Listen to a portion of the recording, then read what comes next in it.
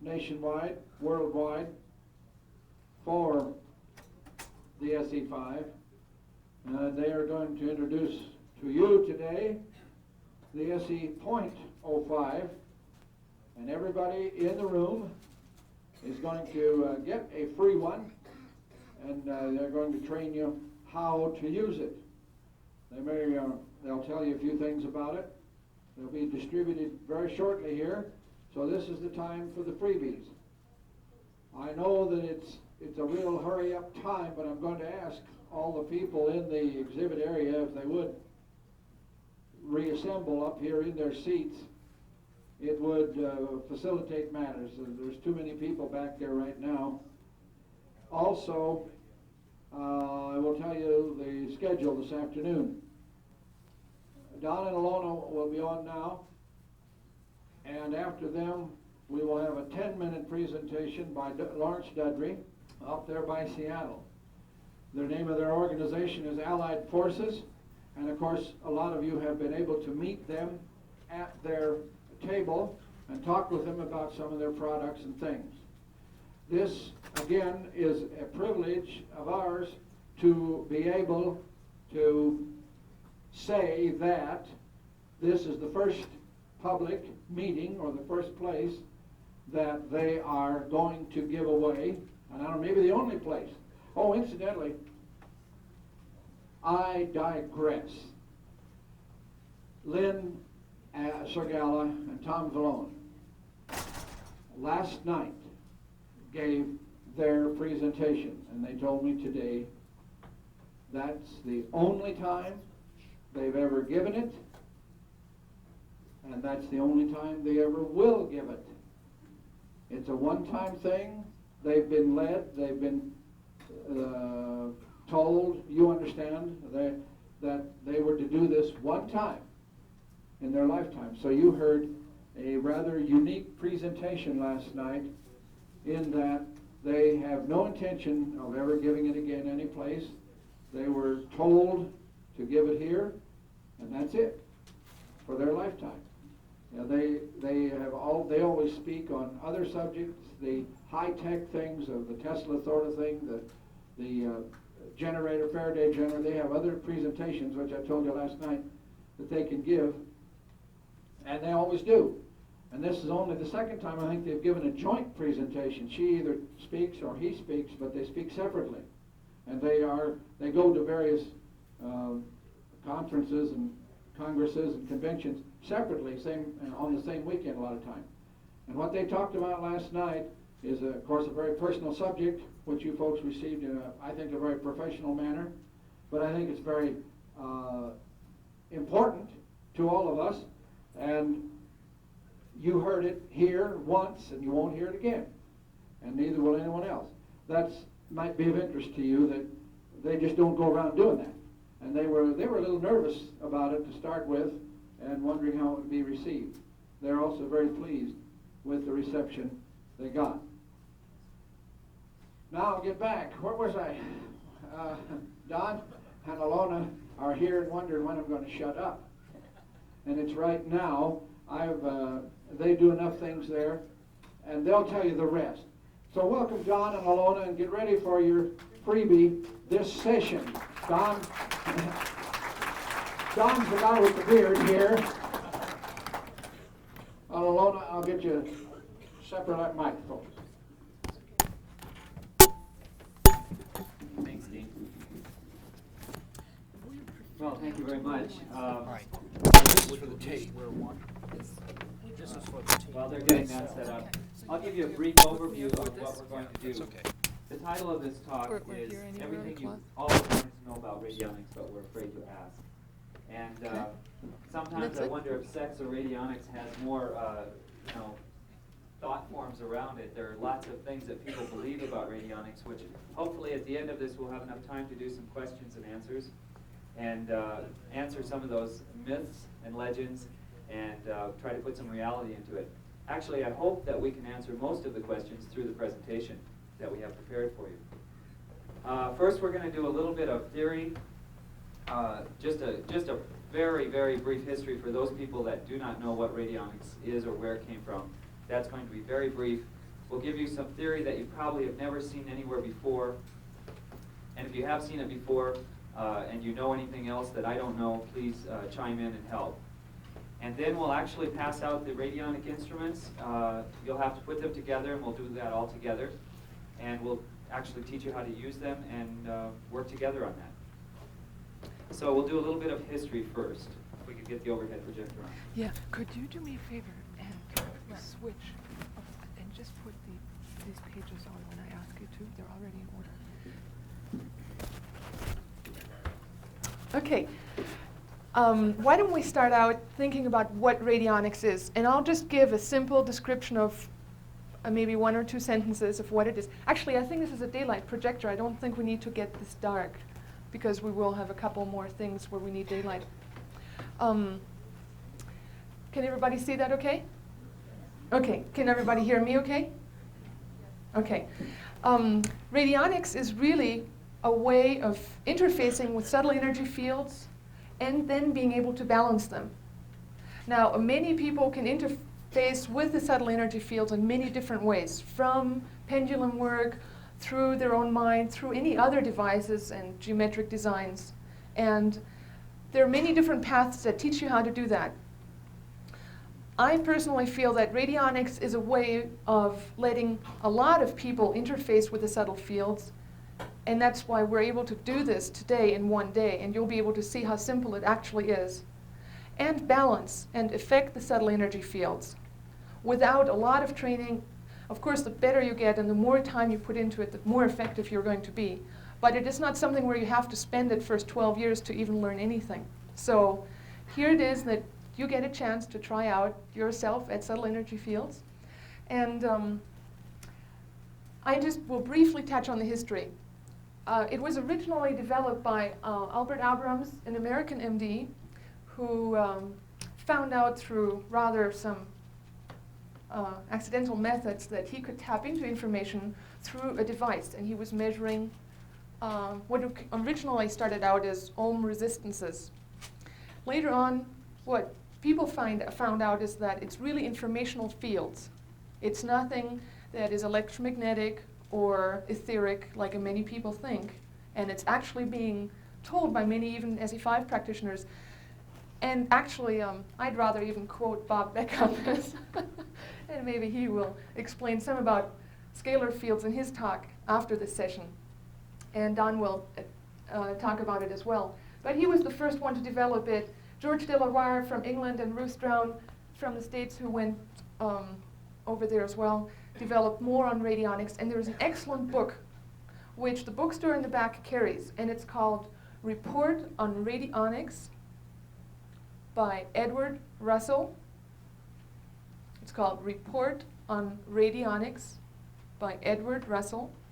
And most alternative bookstores should carry that or should be able to order it.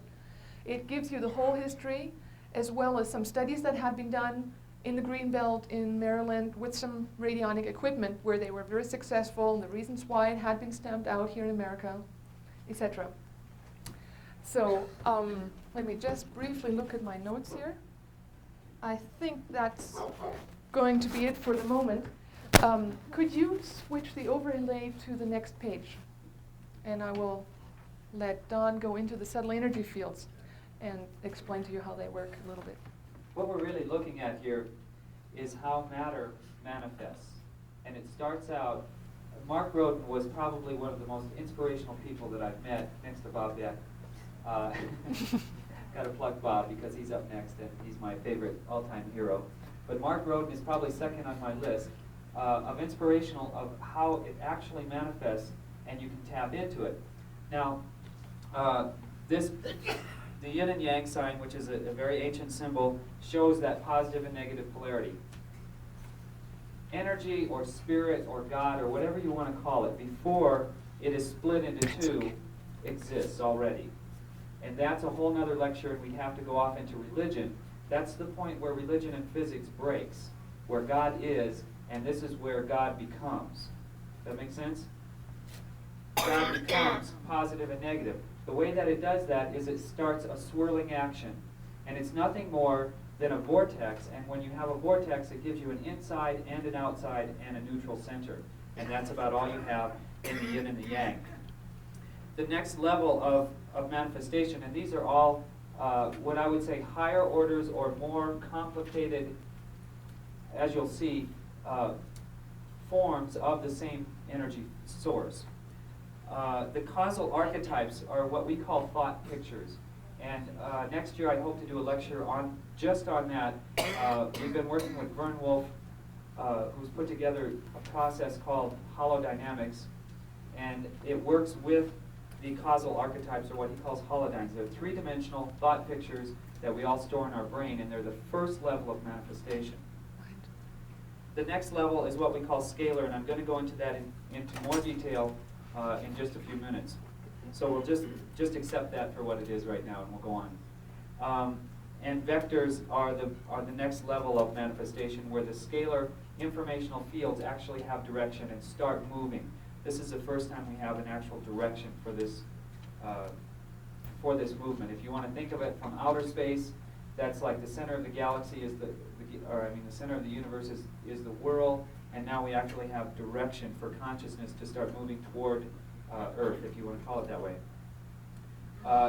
These vectors then combine and start forming what we call photons or subatomic particles, and we actually have something visible at this point, light. Then it creates the atomic structure. The atoms then move and create electrical fields. Then we get our molecules. The atoms combine to create molecules. The molecules combine to create cells. The cells combine to create tissues. Tissues combine to create organs. Organs organize themselves into systems, like the endocrine system, and then the systems create a total organism. Now this is not the end of the picture. This is the halfway point, or is what in Mark Groden's language is the number 9. If you keep moving, the organisms then combine into couples, 2 people, which then combine into family systems, which then combine into social systems, which combine into planetary systems as a whole, planetary, then into solar systems, into galactic systems, into universal systems. So we're right back here when the whole circle is complete. Now we're going to give you an actual demonstration of how disease manifests from here. This is where the source of all disease, believe it or not, is in what I would call ease or God, and it moves outward. And it's by our own choice as soul, and we're going to show you exactly how that will work. I would like to have 11 volunteers, and preferably from the front rows here. Could I have 11 people please come up? Come up and help us.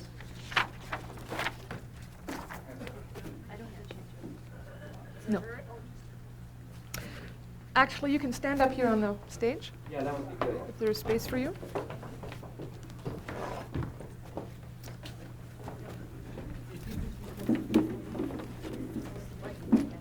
Okay. All right, I will start here in the beginning, and when we have 11, and I get to the end, I'm sure we'll have enough. Okay, as Don just explained, I'll start from the outside, from the organism, and I will give a person a sheet that says whole organism, if you could hold that up. That she represents the whole person with all of the organs within and everything around. Okay? Eleonora will be the organs, making up the organism. As Don was saying, everything combines from the smallest to the largest, and we're starting out from the largest now. Organs are made up of tissues. Line gets to be the tissues. They're made up of cells. Every organ has a different kind of a tissue. The cells form to make the tissues. Molecules actually make up the cells. Electrical fields, or the etheric blueprint that you've probably heard of through Carillion photography, make up the charges around the molecules. Then we have atoms. Atoms are actually really nothing but spinning somethingness. Then we're reaching to the, really to the end here. I need one more person. We're reaching to what Don called the scalar fields, which he'll be talking about in a minute, which is close to the archetypes. Archetypes are the mental or the universal thought images that are held in the universal mind, which create even the mental thoughts. finally, we have the originating energy, and everybody probably here knows that you are soul. You don't have one, you are one.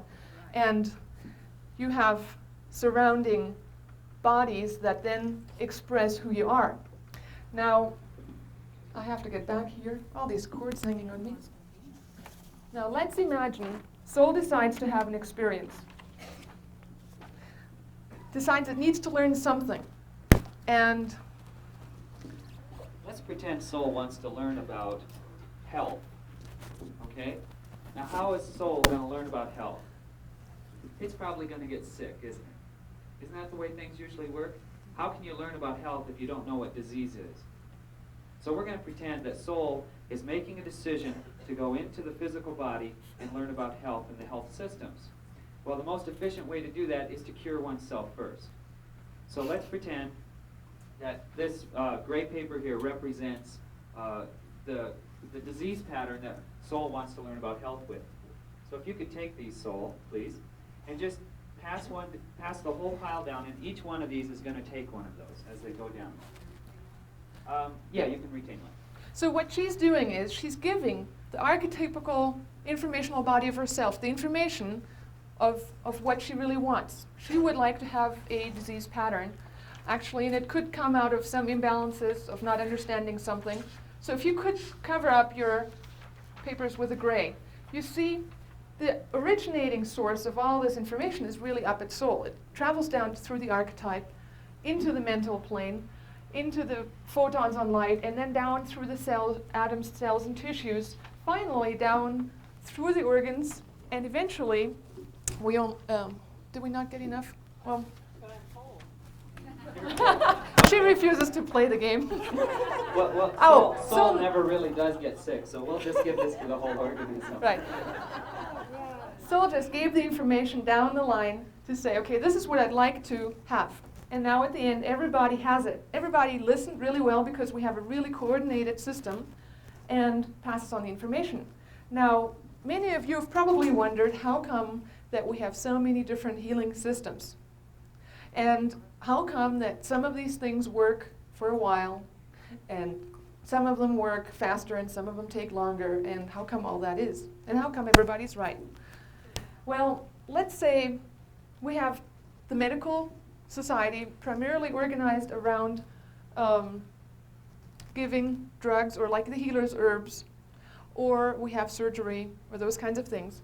And if you could just slide it up, they deal really at this level. If they were to try and heal something, And take out the organ. they would take out this, and then the organism would appear and take on, well, all the rest of the organs would still be there, right? Only some of them. So you have these two pretty well cleaned out for the time being.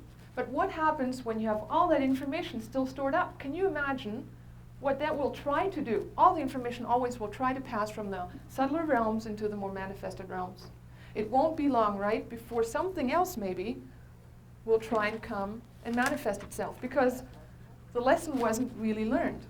How many people have heard of someone that had an organ taken out only to find that not very long later, within a year, maybe 2 years, that another organ had exactly the same problem? Anybody ever heard of that?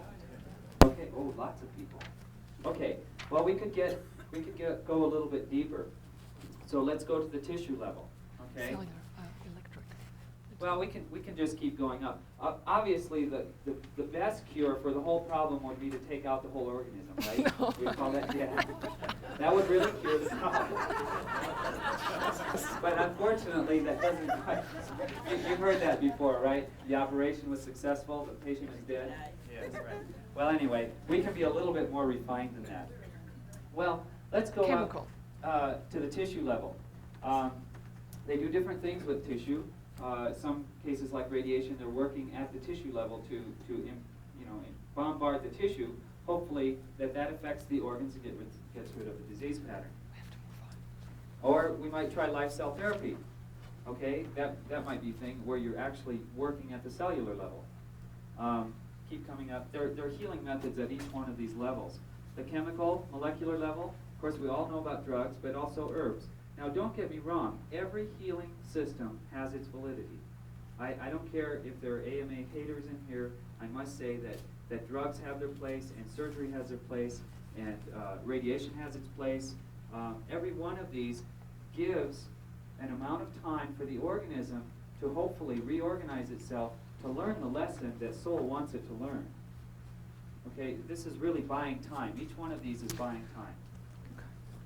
Electrical level, we have, now as we get more refined here, you're going to find that the healing not only lasts longer, but is more effective in a more harmonious way. That's my personal experience anyway.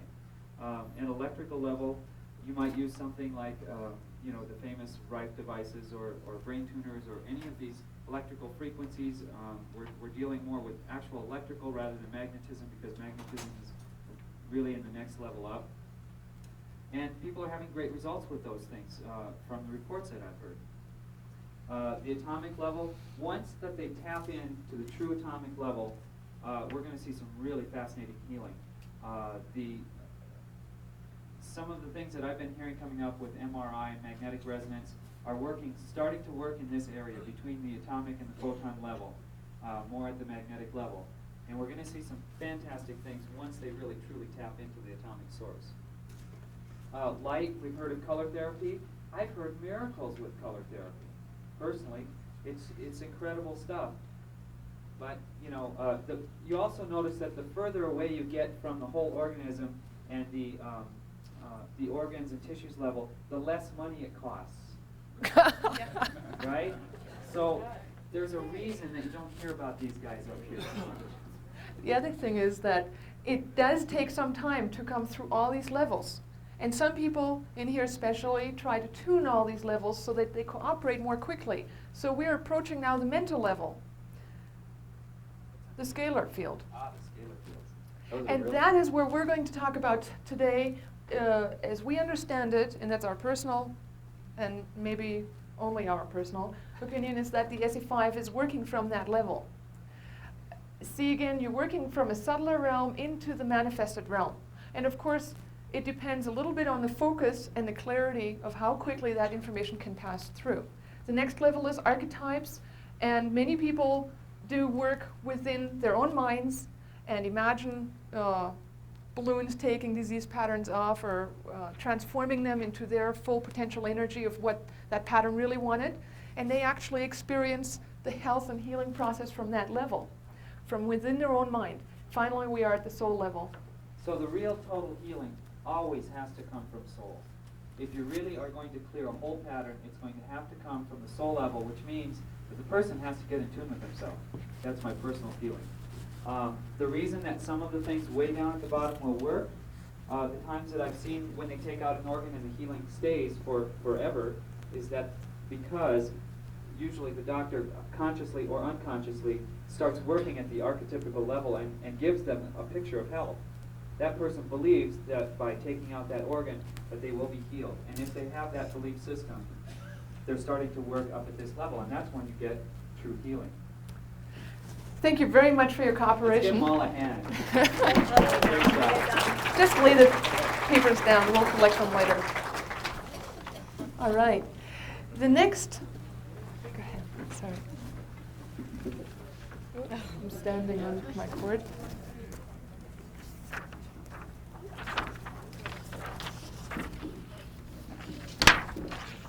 So let's talk about the magic of scalar fields.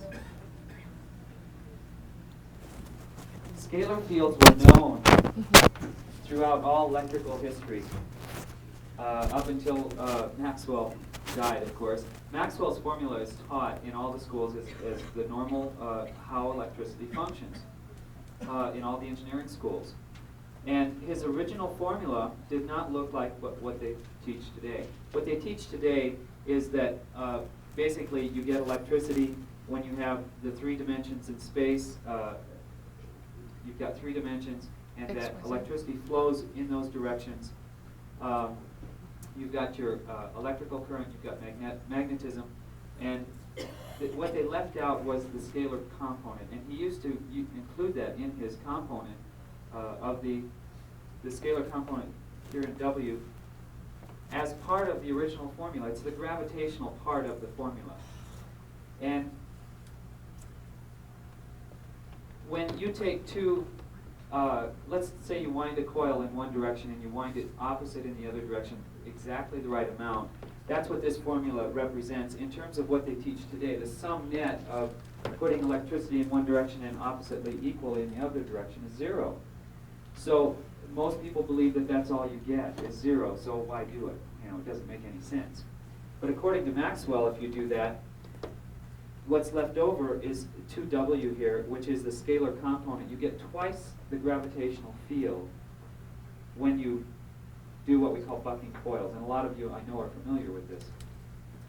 I have known people to tell me that they've actually seen gravitational effects on the workbench by doing this type of work. Done. Oh, isn't this fancy? But what exactly is a scalar and what does it mean?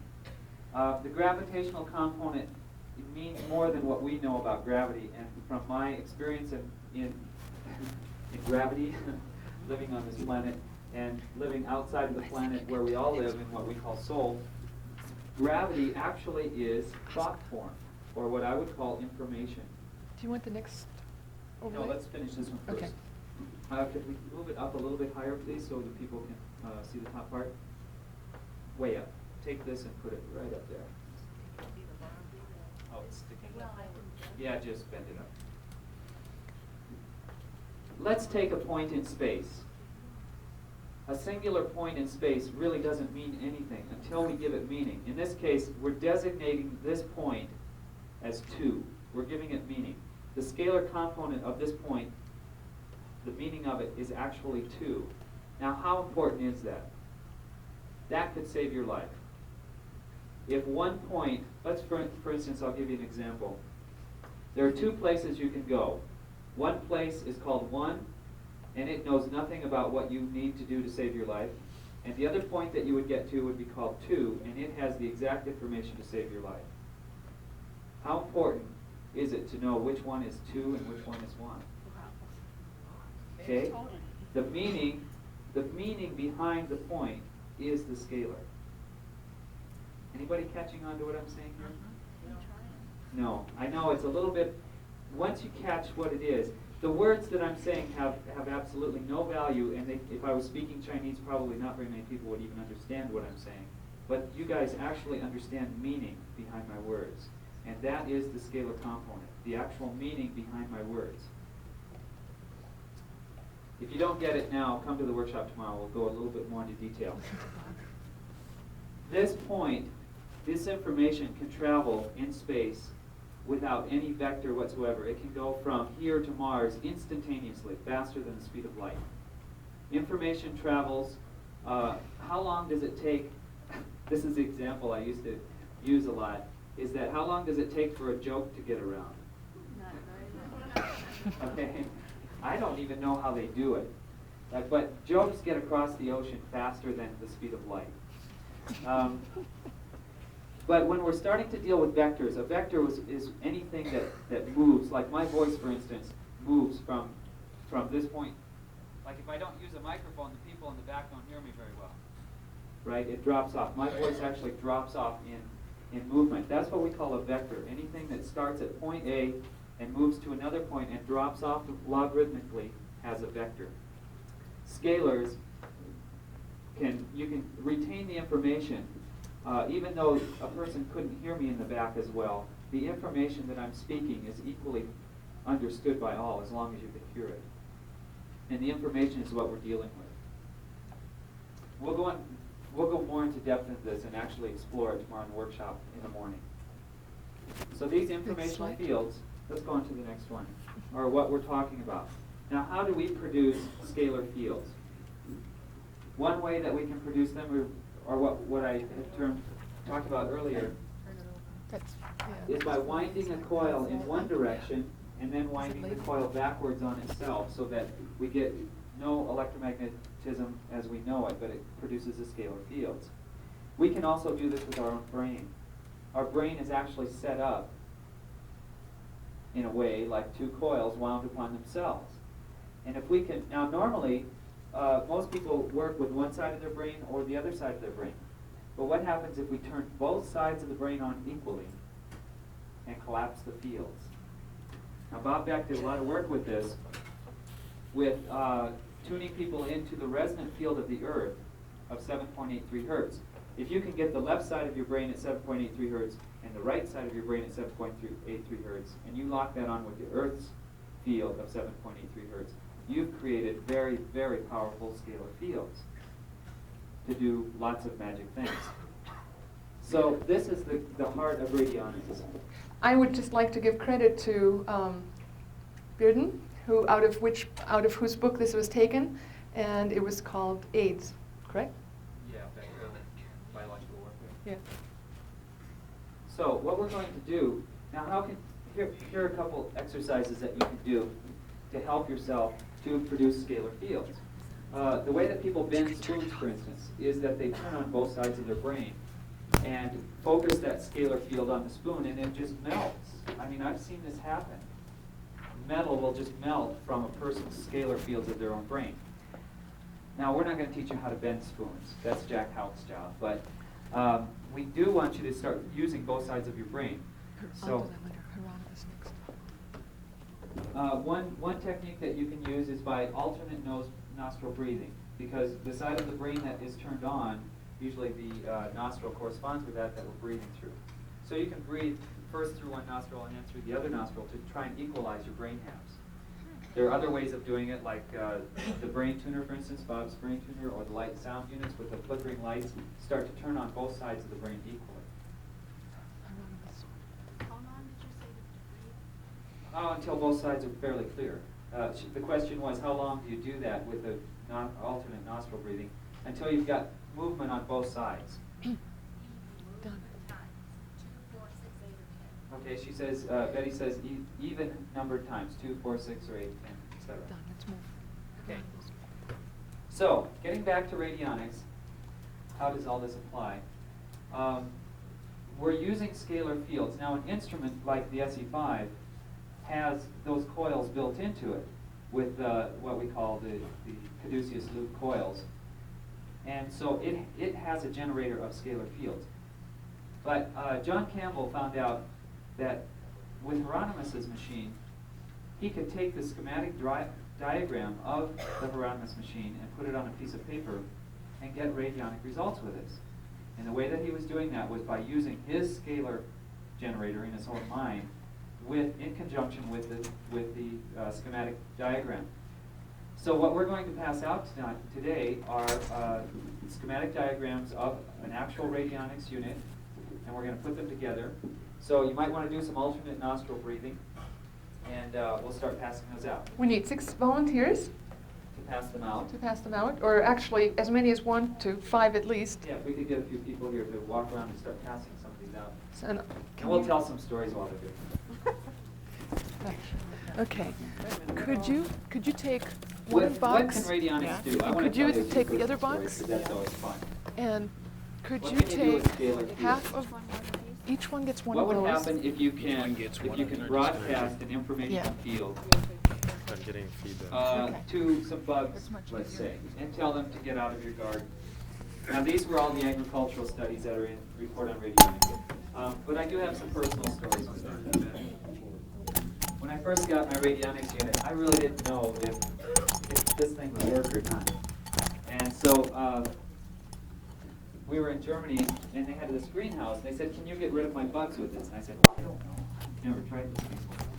So I typed it in the instrument, and I did all the proper procedures, and we let it run for a while. I was actually too afraid to go back to see if it worked. To be honest with you, this was pretty scary stuff for me. So I hear reports a couple weeks later back and saying, well, they want to know all about this instrument because all their bugs left. But they did also sprinkle some extra ash around the plant, so they're not sure if your machine did it or if the ash did it. Now that's a common thing we hear, is that it got better. It got better, but maybe it was, go ahead.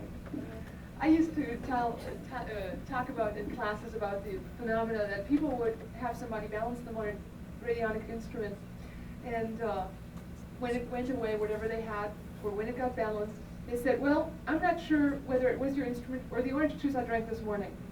This was a standing joke I told everybody. Now we went to Germany, actually to the largest medical fair, and we're rather fortunate there that it's still legal. Here in America, we have to be a little bit more careful as to how we present radionics. But anyhow, we were there, and I had not told anybody this story. We did some work for somebody who came by and said, can you make this and this happen for me? So we work, never know whether it works or not, because it's never 100%. But Don did the work. The guy came back the afternoon, and they were passing out fresh squeezed orange juice somewhere. And he said, well, I'm not sure whether it was your machine or the orange juice I just drank. But my headache is gone.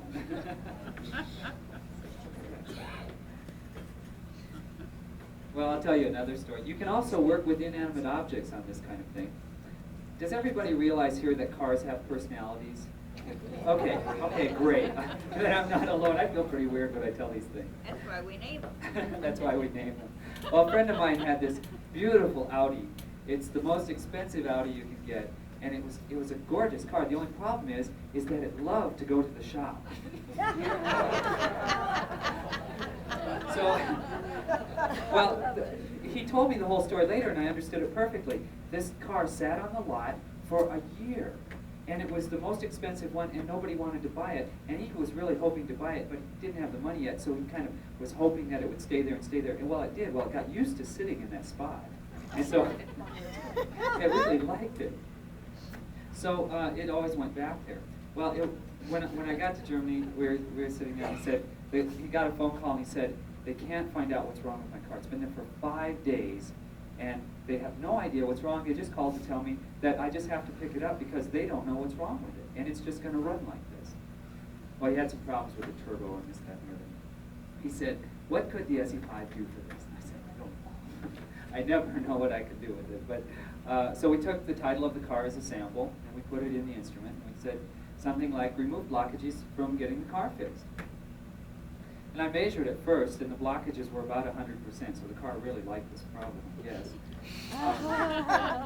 So we flipped it into the balance position, and about half an hour later, we got a phone call, and they said, Mr. Ramjoy, I don't exactly know how to tell you this, but we found the problem with your car. It was really strange. We had it up on the lift, and we were just about ready to let it down. And for some reason, the mechanic stuck his head up there and looked in this really strange place and saw this hole in the hose. And so it was only $5, and you can come down and pick it up. It's fixed. Oh. 5 days they were working on this and could not find the problem. The stories go on and on and on. I mean, I could tell you these for all day. Could I get a hand of how many have not received parts of the instrument? Oh, there are lots of people that don't have them. Okay. So well, what show do you us. need? You need the sheet, okay. I need the little square. So stick those it out. Yeah.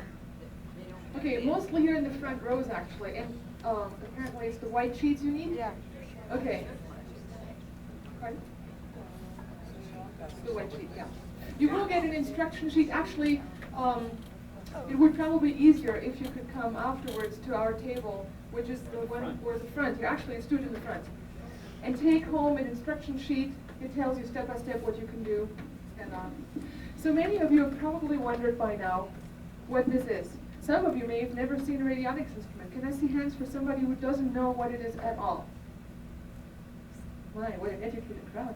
This is incredible. But you didn't ask how much percent, how much percent we know. No, it's just that you know what it is. Okay, so briefly let me go over this. You have some place to get sensitive information. All of you pick up subtle energy fields all the time. Most of us screen the information out. So what we have is a detector plate. All of you who have the instrument by now sense it. It's kind of a rubbery plate, and if you rub your right hand over it, it's slightly sticky, or a sense of it's different than the paper above it. Okay. Now that's called the stick plate. So when we say put your right hand on the stick plate, that's where you would put it. Next, does everybody have a little yellow pad? Does everybody Okay. have both parts now? Both parts? Raise your hand Okay. if you don't have both parts. Okay, here's a stickum pad. There's some white ones necessary. Okay, the rest of you that all already have it, take your yellow pad and take off the back part, the brown part, and stick it where it says tuning, right next to the right-hand side to the plus. Actually, what I will do is I will divide it into two so I can write a little larger. But you just do it once. So it should stick there pretty well. Okay? Then what you have is an area that's called witness area. Normally in radionics instruments you have a well or some place to put a picture or a hair sample or earth sample or anything that you have a sample. We don't have very much, so I would like to ask you all, do you have a pen? Could you write your signature on one of the pieces of papers and take it and stick it into the witness well? Now, a signature is not the best witness, but it'll work in a pinch. Best would be hair sample or dried blood spot or a Polaroid photograph. But a signature will work. Okay. Can we use some hair and signatures? Sure. You can use your hair if you want to. But for the ease right now, it's best if you just put your name on there. And you have an amplitude which says numbers from 0 through 10 through 100. So what you really have is some way to interact with this instrument, meaning you can use your body to sense it, to perceive information, which means that if I have a question of some sort, like we work with rates instead of words, but you can use words too. What I wrote down was a number combination which you just write on your yellow sticker pad. It's called 9-49. Everybody write that on that So yellow one part. has the witness, and it says witness and your signature on the pad, and one has, under tuning, the pad saying 9-49. Then you take your right hand and rub it. Here, I'll hold Don's mic, and Don can show it. You use your right hand and rub it over the plate, all the while you're using your left hand to point from 0 or 100 or going up or down. Actually, in this case, since normally vitality should be present in any one of you, you start from the top, 100%. So could you all please take your left hand and start from 100 with your left index finger, and with your right hand, rub over the plate. Then slightly, start exactly at 100 though, don't start anywhere below. Okay. Then as you rub, move your index finger down. And as you rub, you will come to a place where your hands feel like they're getting stickier and stickier. Like they're almost getting stuck to the plastic. Now, it is a very subtle sense of stick sometimes, especially when you begin. How many people got the And then you stick stop. first time? Oh my God. You guys are doing it. Oh, Bob Beck got the first stick right away. He wasn't having that for Bob. We had all these exercises designed, and then after the 5th or 6th one, we were going to say, at this point, Bob Beck even should get a stick. We've been working with him for a long time. That's No, good. no, actually, he's been getting sticks forever, but the common mistake is, when you get a stick and you question yourself, your mind gets all confused. It said, I gave you the right answer, why don't you believe me? And then you say, well, I don't think this is right. You'll try it again, and your mind, your subconscious mind, is a pleaser. It says, what? Didn't like the answer, I'll give you another one. So you start over. You get another stick. And if you don't like that answer, guess how many more you can get? Yeah, infinitely more. So this is like dowsing. You want to train your mind and appreciate your mind for giving you the proper information. How many people are still having trouble getting a stick? Okay. Would it be okay if we took a photograph of the group, would it be okay if I put that in the instrument, in the SE5, and we'll broadcast a rate out that helps everybody get the stick? Would that be okay? Okay. All the while, I will ask you to close your eyes for right now. And I'll do a small visualization with you, which should help you to access your right brain. Would you be interested in that? Yes. All right. So if you could do it with eyes open. It's really up to you. In your mind, could you please become quiet and focus within? And in your mind, just choose a place of peace. A place that you may already have, that you know about.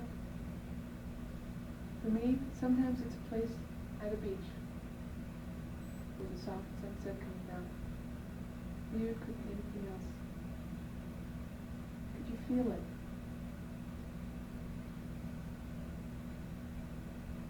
Are there any colors there?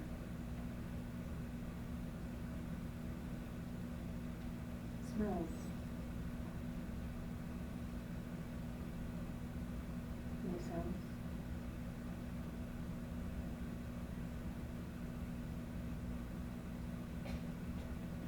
And in your place of peace, could you see walking towards you, at your fullest potential, the way you would be in your most magnificent form?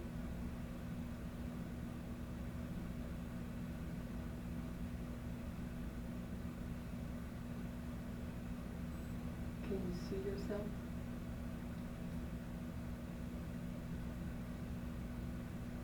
Are there colors?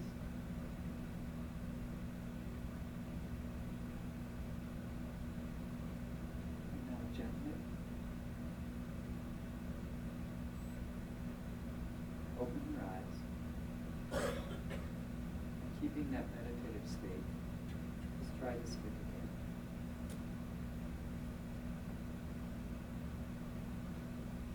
Ask your full potential to help you, teach you all you want to know about radionics, to bring to you the wisdom and knowledge that can be gained from that.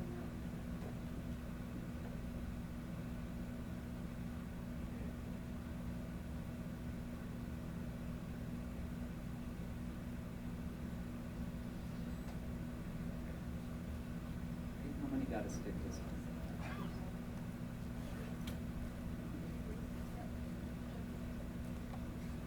Vitality went up too.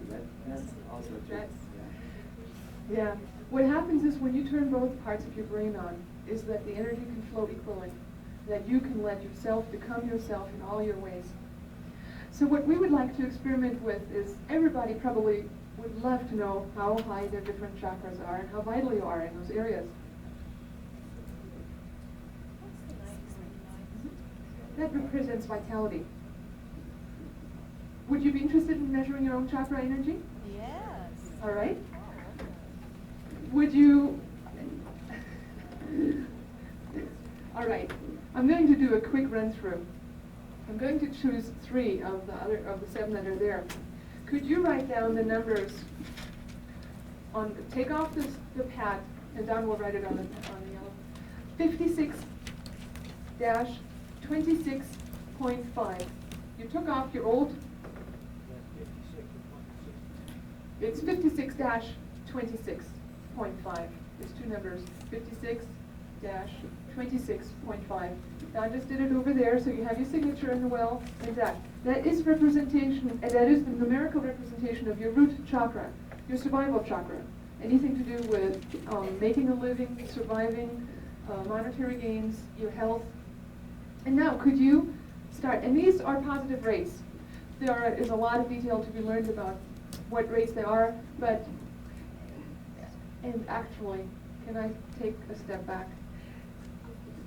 They're really, whenever you do a reading, you should be measuring whether it's appropriate to do a reading, which is measuring the energy purity, and 4 interference rates, which will be on your sheet. When you go home, the instructions are on there to measure first all those interference rates. And there are some rates that are positive rates, like these that we're giving you here. They should all be at least in the area of 50 and above. There are those that are negative rates that should be less than 10%. And those interference rates should never be more than 10. So when you go home and practice, or at the workshop we go into the details, you measure and make sure that those are all in balance before you start, because sometimes it is not appropriate to make something happen or to balance an energy field that is not ready to change. You may think so, the person may think so, the cat may think so, the plant may not say anything, but it may not be appropriate for the time being. There may be a lesson involved that you need to learn at a greater level. Okay, we have 5 minutes left. So Three. that's right. I missed Yeah, I'm it. holding up 5. I know, but I didn't, I had to. Okay, so could you do a measurement and read? You should start from 100%. Put your left index finger to 100%. Grab your hand on your right hand over the rub plate, and slowly slide down and ask what percentage of vitality or how energized is this chakra. It's the root chakra at the base of the spine, usually associated with the color red. Okay. Now, could you write that percentage on your sheet of paper and take the stick paper off and put it on your lap? Actually, take as many other sheets off of you should keep the radionics instrument or the SE.05 clear of any other clutter other than what is necessary, like your signature and blank pads. Okay, now the next rate would be your heart chakra. Would everybody like to know how well your love flow is doing? Yeah. Yes, okay. 66-60. 66-60. Again, you take your right hand, rub over the plate, all the while asking, how open, how balanced is my heart chakra?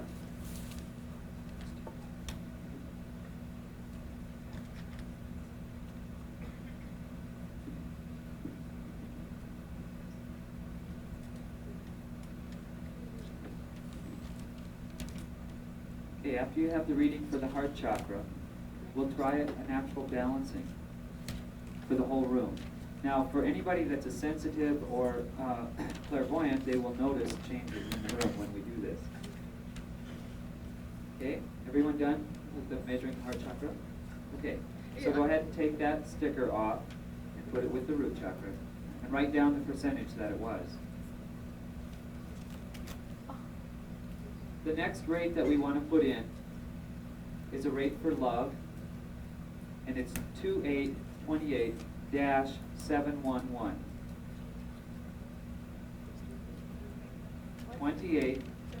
28-711. Okay?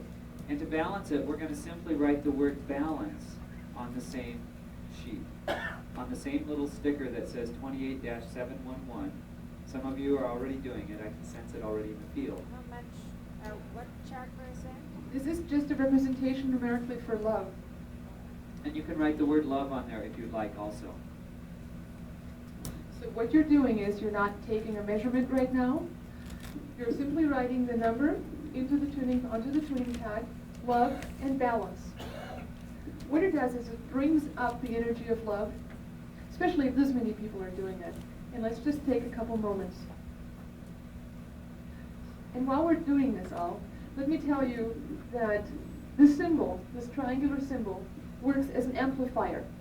The information travels to and is broadcasted out the seven times wound coil. That is your rep plate as well as your antenna. The information that you pick up is translated through the rub in the antenna and is correlated with your signature and the number, as well as put out. So what you're doing now is sending out the information. Let's take a moment and go back to that focused state where both of your brains were on. Go to your place of peace for a moment. Sense yourself, see the colors that you saw.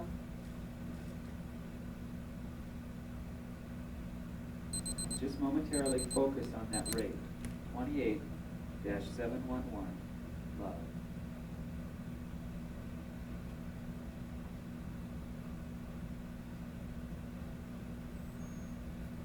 Now look around the room and see if you don't notice a change.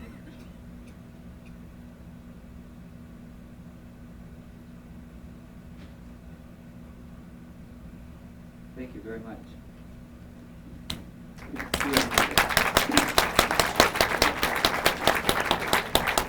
Let me add, there is a workshop tomorrow morning in the AM, 3 hours, where we'll do in-depth experiments with it and show you how to do it in a little bit more detail. Can I ask one quick You can also purchase the instrument, the extra ones. If you want to take some home for your friends and say this is a neat thing, they're $5 at our table after Bob's talk is over. I just have one.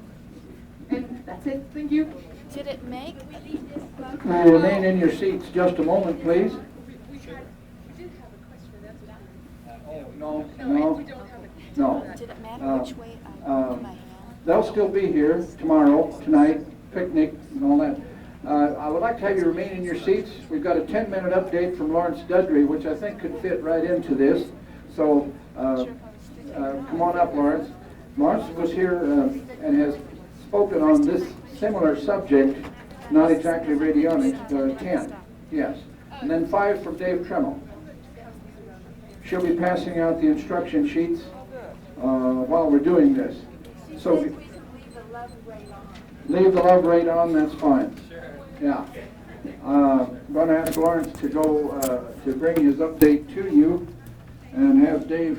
Is that going to take you a while to do that? Oh, okay. All right.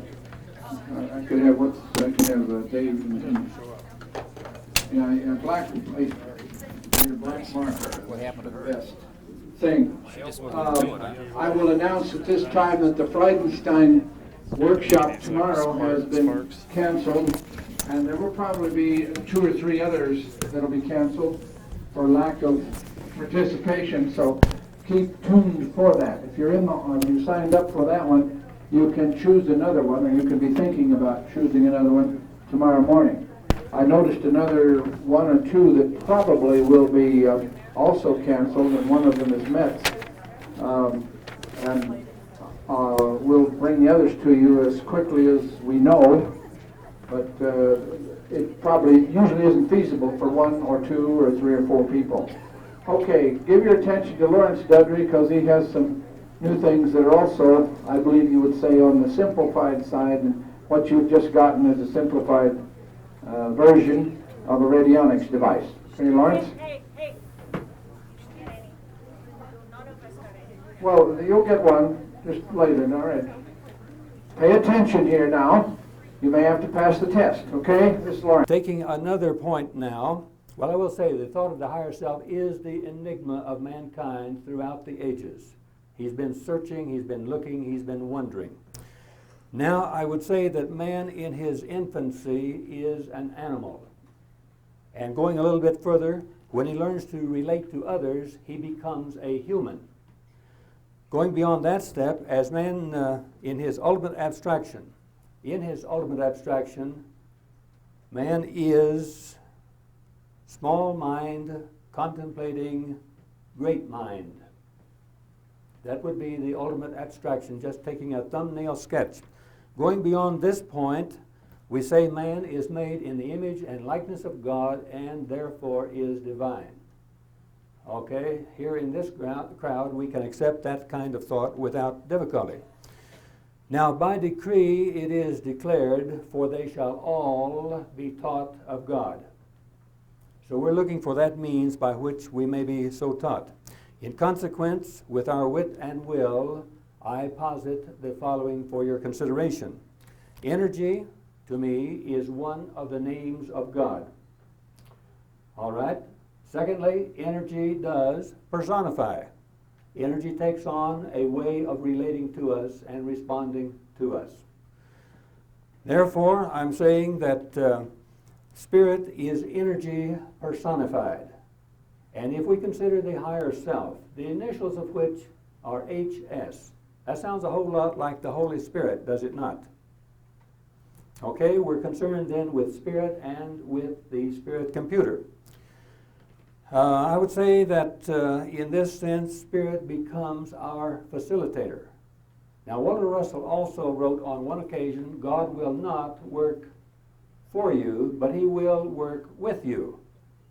And a lot of the time, we don't have the wit and the will, perhaps, to ask God to work with us. So it is a matter of learning how to seek and to ask and to knock. That's much of what this is about as I view it. All right, I'm going rapidly here. I don't know how to work in 10 minutes. I've never done that before, so this is quite a test here in a way.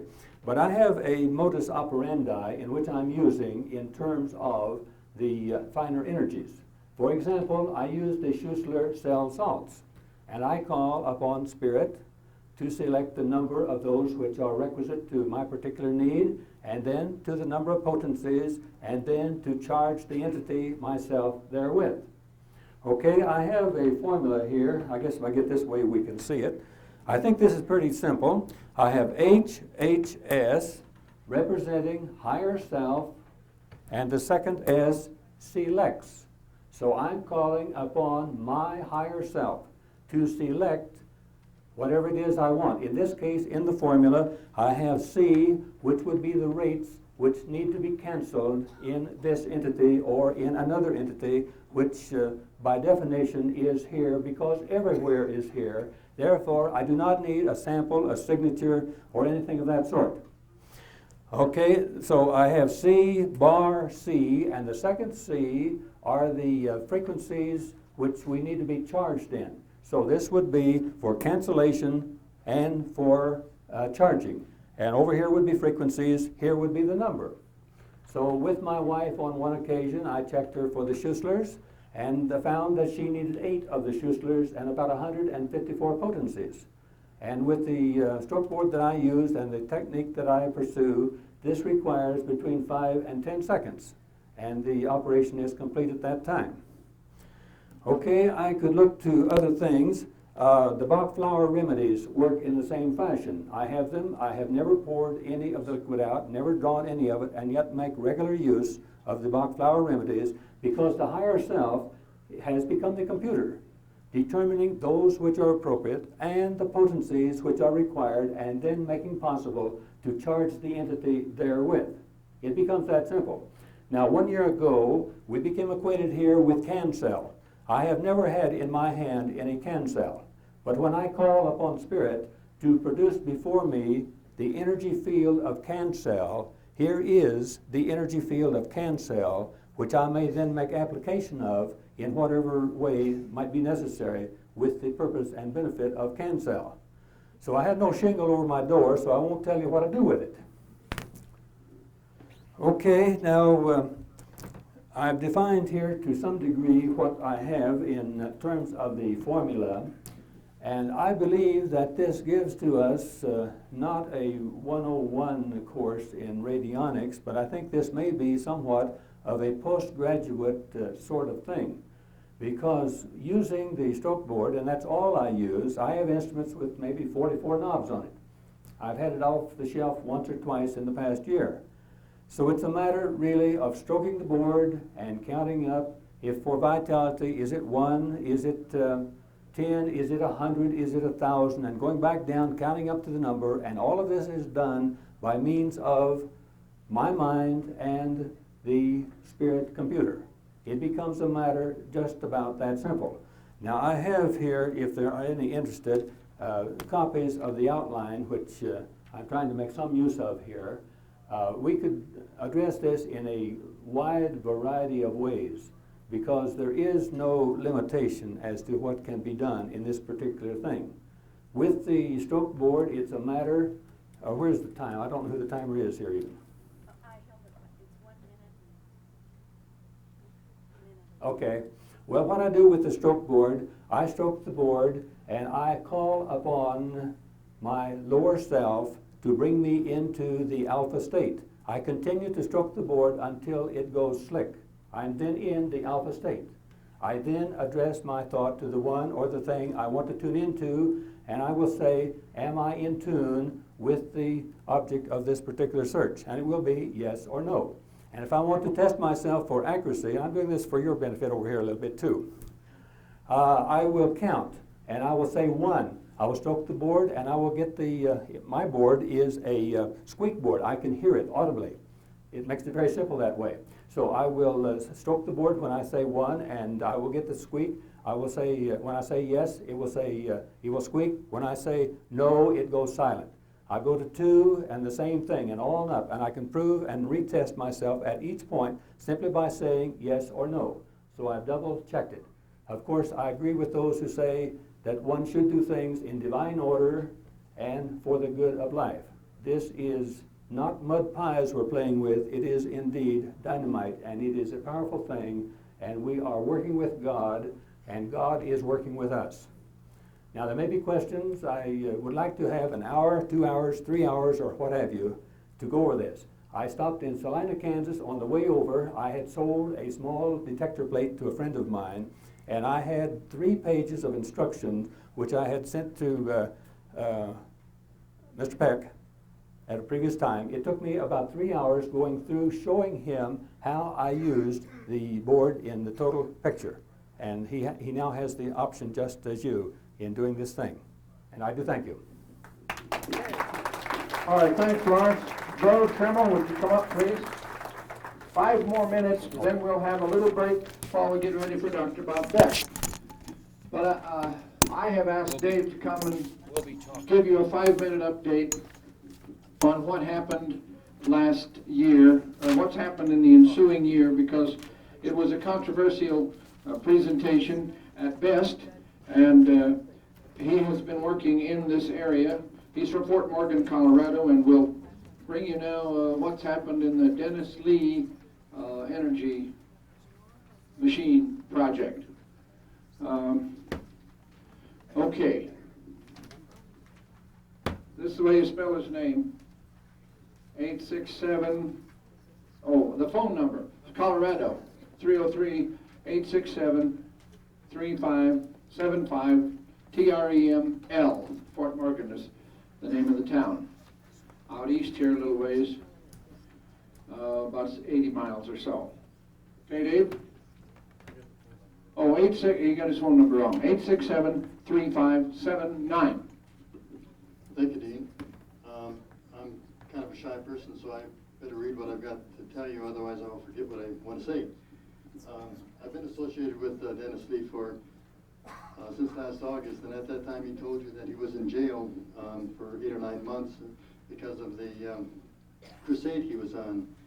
And he had $1 million bail bond against him at that time, and at the end of 9 months they reduced that to a $0 bond, and that amount, because they kept him in, they felt long enough to let his group dissipate.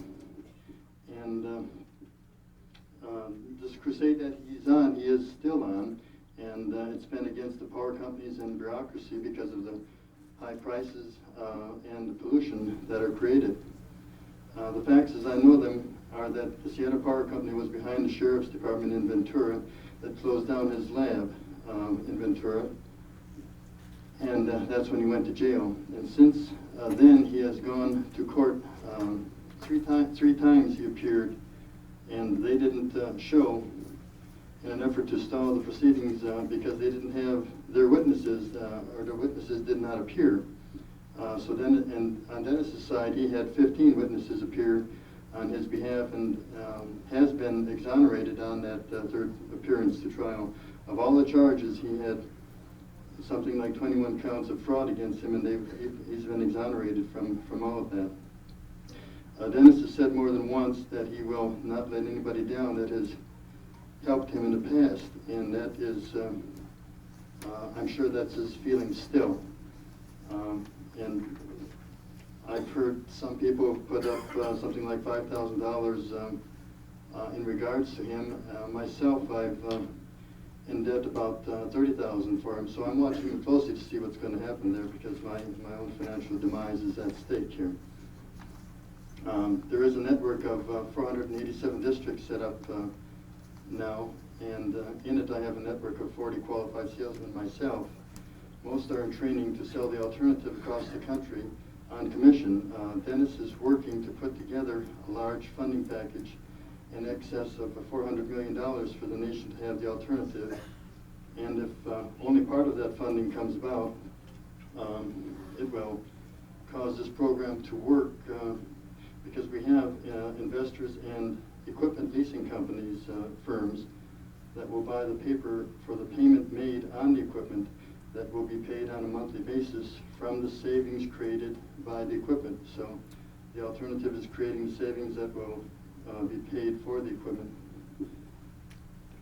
We have systems now working in Colorado, and just as of last Wednesday, August 15th, 2 systems left Ventura on a PIE carrier to be delivered to Santa Fe and Colorado Springs for my sales reps there that closed contracts. So we are credible, and we are making this happen on a small scale now, and we're planning on a large scale with the additional funding. The thermal storage unit and the Fisher engine is still Dennis's goal to eliminate the pollution from the burning of fuel. So the low temperature phase change industry is not going away, it is here to stay. I also wanted to note that I'm also involved in a little energy saving device called the Vitalizer, and it will give 12 to 23% more miles per gallon on your car or light truck. And this is a timely item since our gas prices seem to be going up higher all the time. The Vitalizer is a fuel economy and performance system, and it enhances engine performance, increases engine RPMs, increases fuel economy, removes carbon deposits, cleans exhaust systems, and gives quicker starts, and it has a 30-day money-back guarantee. So if you have any questions, I don't know if I have time to answer them now, but that's why I wanted to put my number in, on the board here so you can call me. If you have any questions about Dennis Lee or the Vitalizer, I'd be happy to answer them.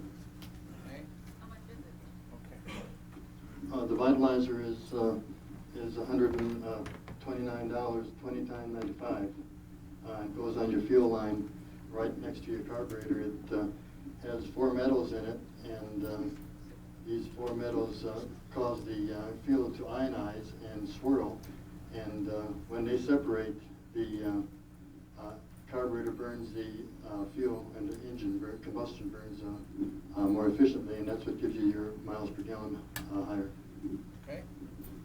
Okay, thank you, Dave. Now, thanks.